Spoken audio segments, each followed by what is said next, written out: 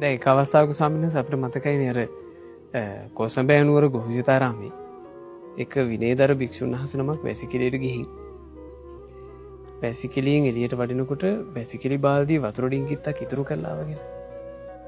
ඕකට වාද කරන්න පටන්ගෙන එකිනෙකා වචන නැමැති ආයුධ වලින් ගහගත්තා කියන. මේ ගතසිවුරු පරවගෙන ඉන්න භික්ෂුන් වහන්සේලා අර සුළු කරුණට එක්කෙනාව විවේචනය කර කර කතා කරන්න පටන් ගත්තා කියන. එතකොට භාග්‍යතුන් වහන්සේ උතෙන්ද වැඩම කරලා ඒ භික්ෂුන්ගේ සමගිය උදෙසා දීගති කෝසල ජාතකය දේශනා කළා. ඒ ජාතක පොතේ මේ භාග්‍යතුන් වහන්සේ ඉස්මතු කරන කාරණේ මේ කාලයට ඉඩ දුන්නොත් ජීවිතවල ලැබෙන සැනසුම පුදුම විදිහට පෙන්වනවා. ඔය දීඝායු කියන කුමාරයාගේ තාත්තා කොසල් රජුරු. ඒ කොසල් රජුරුවන්ගේ මේ රාජධානිය බරණැස් රජුරු ආක්‍රමණය කරනවා.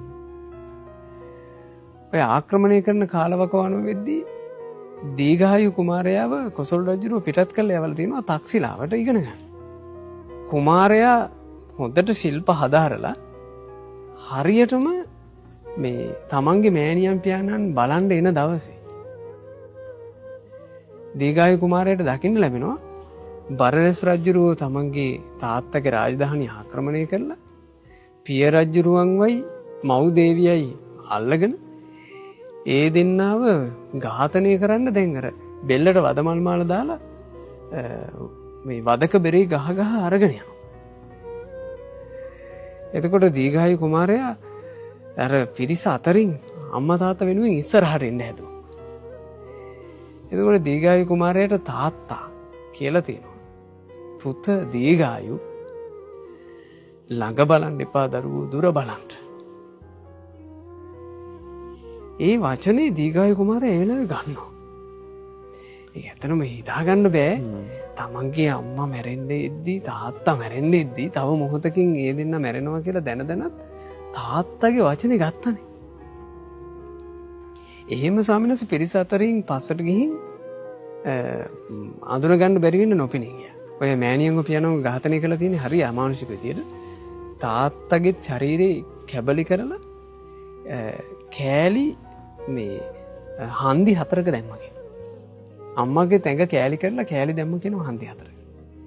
ඊට දීඝායු කුමාරයා රෑ අර අම්මගේ තාත්තගේ කැබලි ටික ඔක්කොම අහුලනවා. සොහොනට අරගෙන ඇවිල්ලා අම්මගේ තාත්තගේ ආදාහනය Taman තනියෙන් ගෞරවයෙන් කරනවා. ওই දීඝායු කුමාරයා උපක්‍රමයෙන් කාලයක් ගත වෙනකොට බරණැස් රජුරන්ට කිට්ටුණා කියනවා. බරණැස් රජුරුවන්ගේ හිත අතිශයින්ම දිනාගත්ත සේවකයා වෙනවා.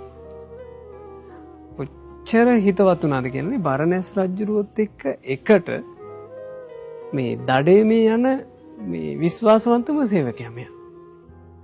බරණැස් රජුර එතකොට වයසයි දැන් දීඝායු කුමාරයා.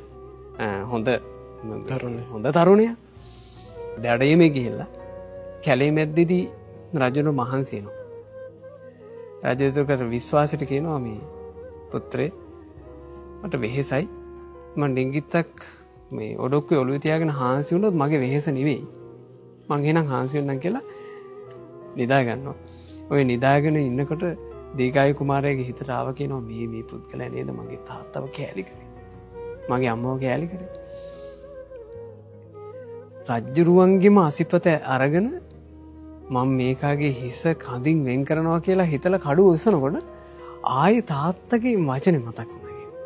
පුත දීඝායු ළඟ බලන්න එපා දරුවෝ දුර බලන්න. ඒ වචනෙන් ආයේ සම්වරුණා කියනවා.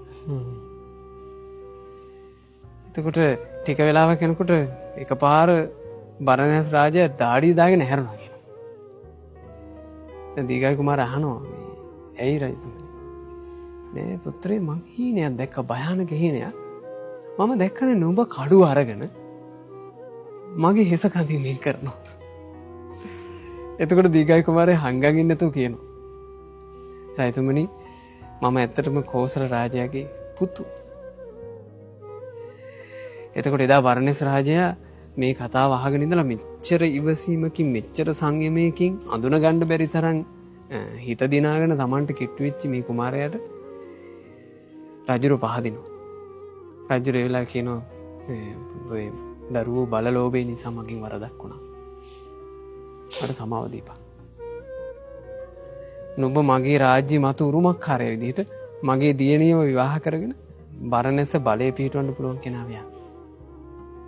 අන්තිමේ මේ කෝසලයට වඩා බලවත් රාජ්‍යයක් බරණැස.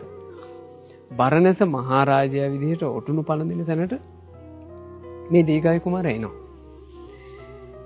එතකොට භාග්‍යතුන් වහන්සේ අර භික්ෂුන්ට කරන අවවාදය තමයි බලන්න මහණෙනි එක ඕදොනක් හදවතේ රුවාගෙන ඉඳලා ඒ අවවාදයට අනුව කටයුතු කරලා තමන්ගේ බලවත්ම සතුරන්ට පවා සමාව දෙන්න දක්ෂ වීමෙන් ඒ රජවරු පවා යහපත දිනාගත්තා. එහෙම මේ බුද්ධ ශාසනයේ මහාන වෙලා පිළිවෙත් පුරන නොබලා මේ වතුර බහල්දියක් නිසා ඇයි මෙහෙම ભેද වින්න වෙන්නේ? භාග්‍යවතුන් වහන්සේ එහෙම අවවාදයක් කරන්න නිසා.